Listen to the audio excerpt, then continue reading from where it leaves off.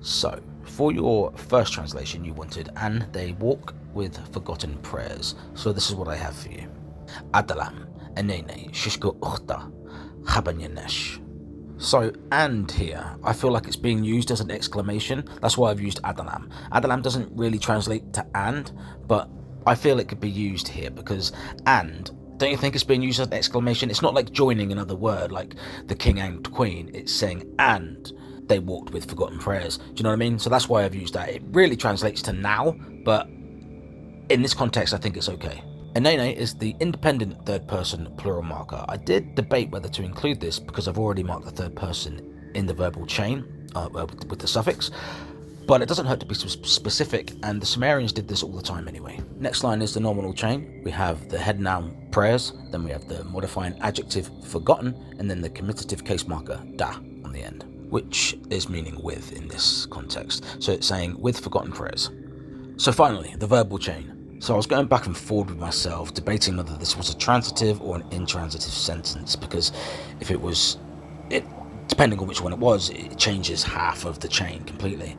But walk is generally considered intransitive, and that's how I'm using it here. I'm using it intransitive. If it was transitive, I probably would have had to have marked the independent pronoun, which is a bit weird, and I would have had to change chapa to heimu, or even possibly chumu. But when you read this in the direct English translation from Sumerian, it certainly sounds more intransitive anyway.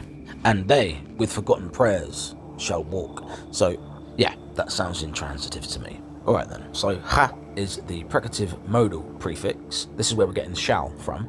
So now ba is the conjugation prefix, which is used with intransitive verbs and inanimate subjects. Then nyen is the intransitive verb to go or to walk, and esh is cross-referencing our independent pronoun, third person, they. And they, with forgotten prayers, shall walk. So in Sumerian, it has to go that way around because of the subject, object, verb order. In English, it's subject, verb, object.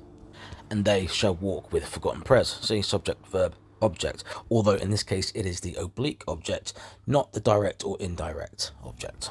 Right then, so I just made this video with the first translation just to give you an idea of why it says what it says, providing you with some sources of nouns and independent pronouns, etc.